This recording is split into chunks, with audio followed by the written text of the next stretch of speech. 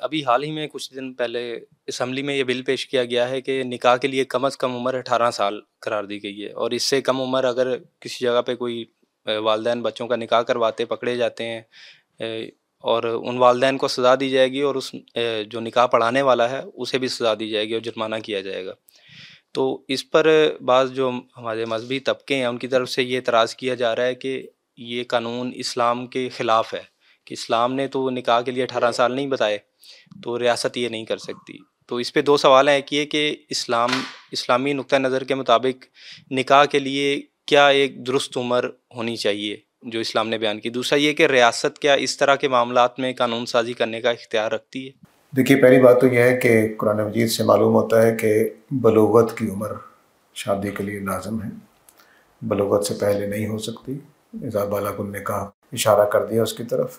تو بلوغت کی عمر کیا ہے، اس میں یہ بھی دیکھنا ہے کہ بچی اگر شادی کر دی جائے تو کیا وہ ولادت کے عمل کو سنبھال سکے گی، اس کی جسمانی گروتھ اتنی ہو چکی ہے۔ یہ ساری چیزیں دیکھ کر پھر شادی کی جائے گی، اور یہ بچے سے بچے میں اختلاف بھی ہو سکتا ہے۔ اب رہ گیا پاکستان کا قانون، تو حکومت ہر اس جگہ پہ قانون سازی کر سکتی ہے جہاں پہ کوئی ناانصافی، ظلم، یا وہ دیکھے کہ سمجھداری کی عمر سے پہلے شادی کی جا رہی ہے۔ اصل میں 18 سال کی عمر میں یہ پیش نظر ہوتا ہے کہ بچی کا بھی شعور ہی ڈیولپ نہیں ہوا، والدین نے زبردستی شادی کر دی ہے، نہ اس کو پتہ تھا کہ اس میاں کے ساتھ ہونی چاہیے کہ نہیں ہونی چاہیے۔ اس طرح کی چیزوں کو روکنے کے لیے یہ عمریں مقرر کی جاتی ہیں، تو اس میں کوئی خرابی کی بات نہیں ہے۔ البتہ آپ عمر کم کروا لیں یا زیادہ کرا لیں، یہ قانون میں تحقیق ہو جائے تو اچھا۔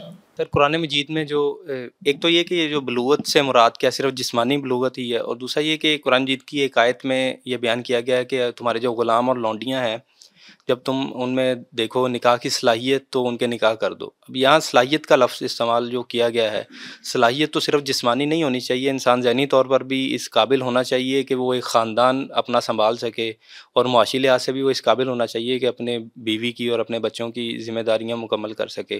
تو ہمارے ہاں صرف نکاح کو جسمانی طور پہ کیوں دیکھا جاتا ہے کہ جب وہ بچے پیدا کرنے کے قابل ہو گیا ہے لڑکا یا لڑکی تو بس نکاح کر دو؟ دیکھیے، قانون کے مزاج کو ہمیشہ یاد رکھیں، قانون کا مزاج ظاہری ہے، داخلی چیزیں نہیں ہوتی اس کے پاس۔ مثال کے طور پر میں عدالت لگاؤں کہ چوری کی سزا ہاتھ کاٹنا ہے، اور آپ کہیں میں نے توبہ کر لی، آئندہ میں چوری نہیں کروں گا، مانوں گا؟ میں چوری دیکھ رہا ہوں، آپ نے چوری کی ہے، چور کی سزا دے دوں گا۔ تو قانون ظاہر کو دیکھتا ہے، ظاہری جو چیزیں ہوتی ہیں وہ جسمانی ہی رہ جاتی ہیں۔ ہمیں کیسے پتہ چلے گا کہ یہ نوجوان گھر سنبھال لے گا؟ سر، معاشی طور پہ تو قانون دیکھ سکتا ہے نا کہ اس کی انکم کتنی ہے اور ایوریج۔ پھر تو 50 سال کی عمر کا قانون بنانا پڑے گا۔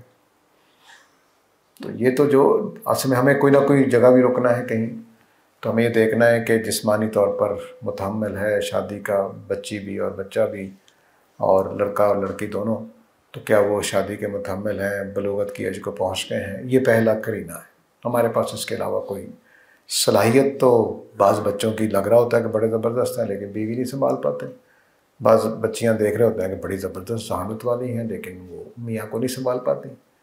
تو وہ تو فیصلہ ہی نہیں ہو سکتا، فیصلہ ہم ظاہر پر ہی کریں گے۔